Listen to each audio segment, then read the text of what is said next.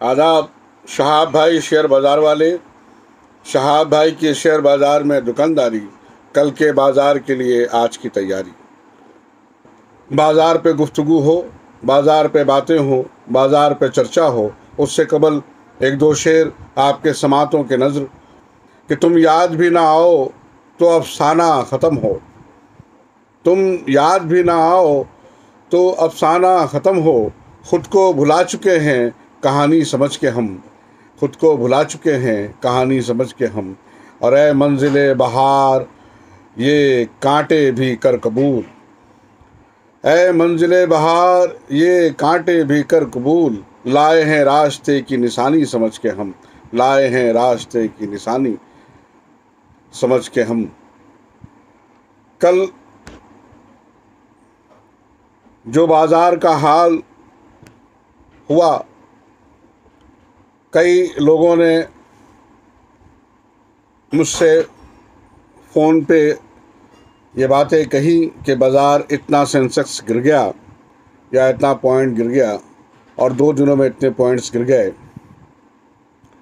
अब फ़र्दन तमाम लोगों का जवाब देना एक ज़रा मुश्किल मरहला है।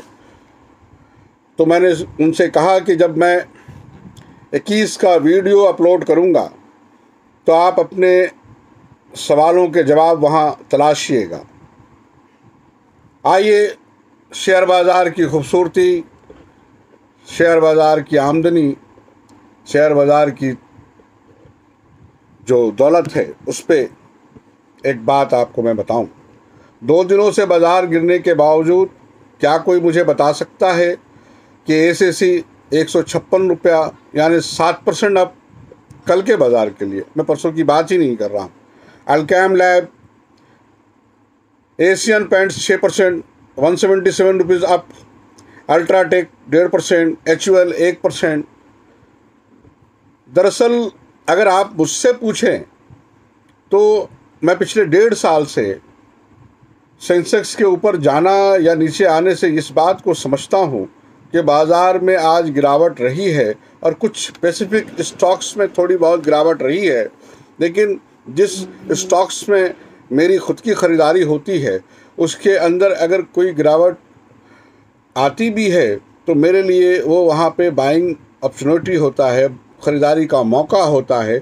ये अलग बात है कि आप अपने डीमेट में अगर पहले से फुल परचेज में हैं तो नई ख़रीदारी आपको करने का मौका बहुत कम मिल पाता है, और मिलता है तो फिर वहाँ ख़रीदारी ही बनती है। मेरी तो यही एक सोच रही है। और मैं जब किसी स्क्रिप्ट में अपने सौदे को लेता हूँ तो मैं ये सोच के लेता हूँ कि इसको किस टारगेट से निकलना है और किस टारगेट तक पहुँचना है। फिर 226 में लिया हुआ पेट्रोनेट या 246 में लिया हुआ पेट्रोनेट अगर 218 भी होता है तो मेरे लिए कोई फ़र्क जैसी बात नहीं है, या HDFC 2526 का लिया हुआ 2426 भी होता है तो मेरे लिए कोई भी फ़र्क की बात नहीं है। क्योंकि मुझे तो ये मानना है, जब मैंने HDFC में अपने को इन करने का मौका बनाया या उसमें ख़रीदारी के लिए मैंने सोचा तो मैंने ये सोच लिया कि 2650, 2850, 2950, 3050, 3150, 3250 और 3350 ये मेरे रेंज टारगेट हैं। अब ये 12 महीने से 18 महीने का एक लंबा वर्क जॉब है।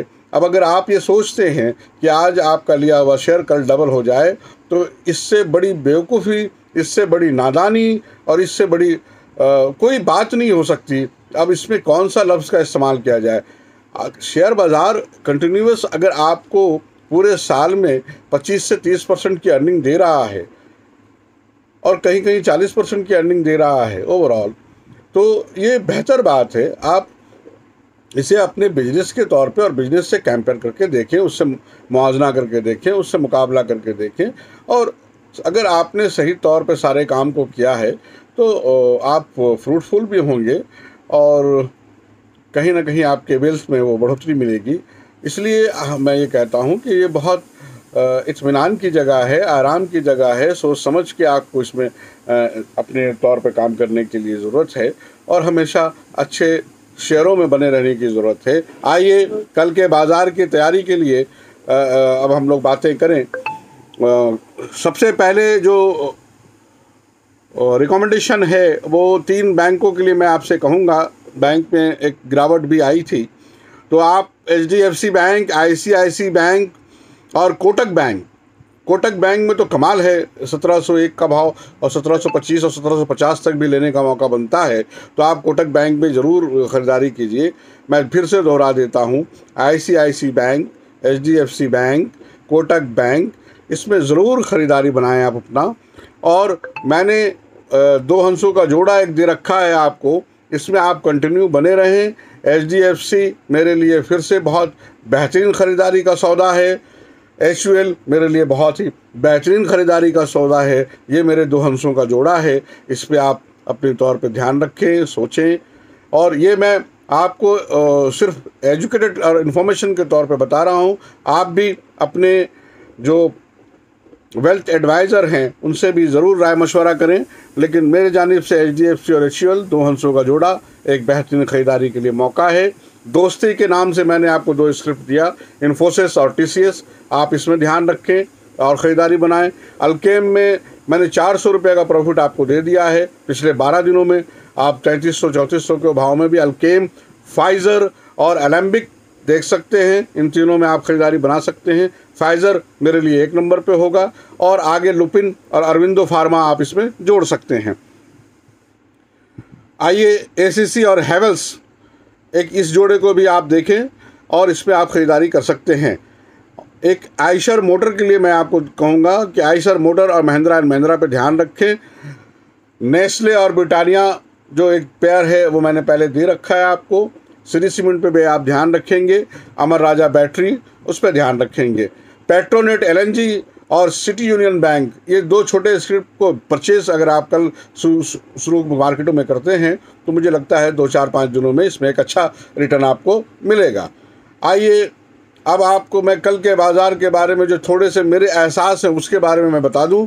मुझे ऐसा एहसास हो रहा है कि कल का बाज़ार अगर थोड़ा बहुत नरम गरम खुला भी तो पॉजिटिव रहेगा, कल तेज़ी रहेगी, बाज़ार बढ़ के बंद होगा, ऐसी मुझे उम्मीद है।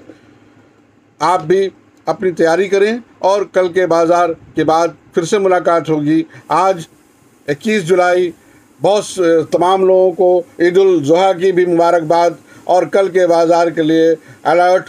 और हम लोग बिल्कुल कल के बाज़ार से पहले अपनी तैयारी पूरी मुकम्मल करके कल के बाज़ार को देखेंगे और बाज़ार को ऊपर चढ़ता हुए ही देखेंगे, ऐसी मेरी उम्मीद है, क्योंकि आज ग्लोबल मार्केट में एक अच्छी तेज़ी देखने को मिली है।